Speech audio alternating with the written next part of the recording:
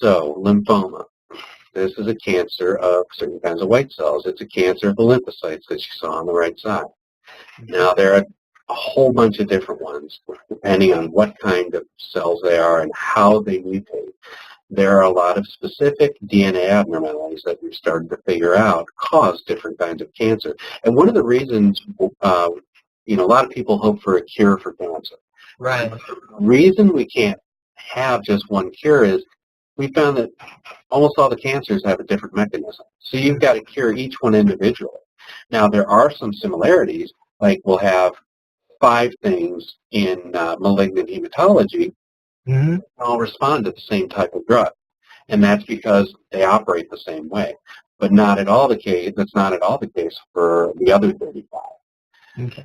So cancer of lymphocytes, lymphoma, causes a mass, and the oma means a mass. So it can circulate in the blood, like we talked about, and then it's called leukemia, but it's still a type of lymphoma. They look mature. So here, these cells on the right are mature.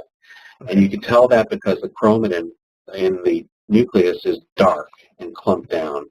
Now, later, I don't know if I have a picture. I hope I do.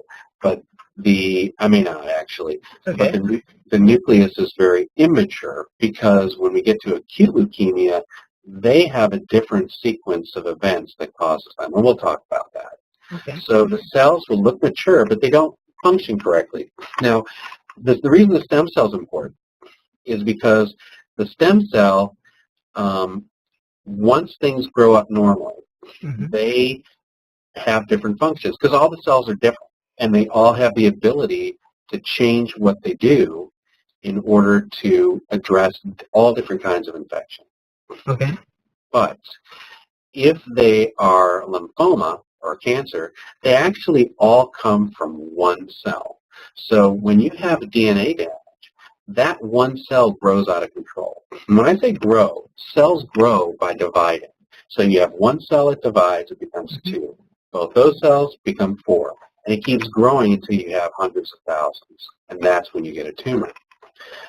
Those cells, since they all come from one damaged cell, they can't function the way normal ones do, both because the DNA is messed up, and that is what gives instructions to fight off infection, and because it's all one thing, so it can't function to attack multiple things.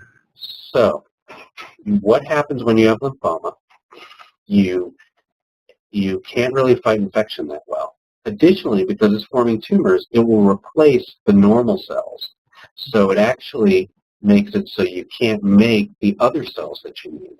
So it can make all of your blood counts go down. So it may replace the white cell, the red cell. So now you don't make enough to bring the oxygen around, or you don't make enough platelets, so you can't clot blood very well.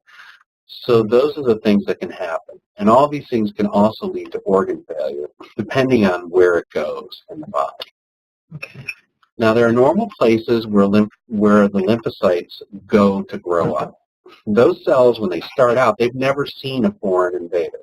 And once the foreign invader comes in, they're exposed to it, and then they go to lymph nodes or spleen or bone marrow. Now, lymph nodes are basically when people tell you have swollen glands, those are lymph nodes. And that is where those cells go to change into cells that will specifically attack the thing that it's encountered. So they actually are manufactured at the time that it's exposed to somebody. So it's kind of like you order it online. Comes exactly as needed. So those cells are normally in the lymph node, spleen, and bone marrow. And bone marrow is where you make all of your blood. We'll talk about that a bit. When it goes there, that's when you start forming tumors in those areas because it's normally there. And those are the cells where they're located that they become abnormal. Okay. Here's a lymph node. Now, this lymph node is composed of different areas. And, what I can show you here is you've got balls here, and then surrounded by a dark ring. And then in between, there are other cells. So in here, the ring around it, those are cells that have never seen the foreign invader. Like Once a virus or something, like a virus or a bacteria or something? Exactly. So if you have a cold, Mm-hmm. the cells in the ring outside have never seen that cold. Okay. But once part of your body sees the virus for the cold, those cells move into the center of the circle, and that's where they start developing into what you need. All right? In between, there's a different kind of cell called T cells. So the B cells are named B cells because they were discovered in an organ that's only in birds called the bursa. I think it's Fabricius or Fabricus. I think it's Fabricius. And then T cells are from your thymus, which is an organ in front of your heart. And they're developed mainly when you're young, and then over time you don't need to keep developing because they go elsewhere to live. And so your thymus starts to shrivel up, does what's called involution. So it starts to disappear and becomes all fatty. So here you've got a structure to it. Here is a lymphoma. And you see it has balls, right? Right. It does not have that dark rim around it, and the balls are just all over the place. So these cells that are abnormal were the center of this ring, okay? Okay. And those cells are the malignant cells, and they keep reproducing over and over and over, and they keep doing what they used to do. But they're growing too much. Yeah. Is that... It's too much, and there's no normal structure to it. So you don't have the ring around it of cells that want to go in there and develop into something else. Instead, these are cells that are just grown out of control. They're just acting like they used to be. Remember I said that skin cells, they can look like skin when they're malignant, and it tells me it came from the skin. When I look at this, it tells me they were from the center of this, and therefore it's called follicular lymphoma. A follicle is a ball. Okay. So that is follicular lymphoma. Now, when you have lymphoma, there are a whole bunch of types, and we test the cells using those special studies looking for proteins to tell what types of cells they are. We do that as well as look at the pattern, like the last one I said was follicular lymphoma, and I can tell you that just from looking at it. Some are not that easy because they don't make balls and other things like that are obvious. So, there are two types of lymphoma. There's Hodgkin and non-Hodgkin lymphoma. They're different. They're both from similar cells. The majority are from B cells. And they're both B cells. The difference is that the ones that are Hodgkin lymphoma don't respond to the same drugs. So you give them different drugs to treat it. And early on, in fact, until the last 10, 15 years, we didn't even know for sure they were B cells because we couldn't isolate the DNA. They did some very elegant studies where they actually went in and microdissected out single cells, sucked it up with a little pipette, and analyzed the DNA, and that's how they figured it out. Wow. And that was something that they couldn't do until not that long ago. So there is a grade that tells you how aggressive the cancer is. If the cells look like what they're supposed to be, that is a lower grade. Whereas if they start looking wild and really weird, that is a higher grade. Higher grade tumors are more aggressive. They grow faster, and if they're not treated, they will cause death more quickly.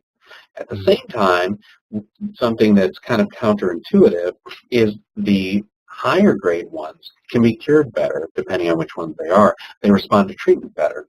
And the theory behind that is, depending on which treatment you give, if you give basic poison to, say, a rat or a person, whatever, Right. the more you eat, the faster you die.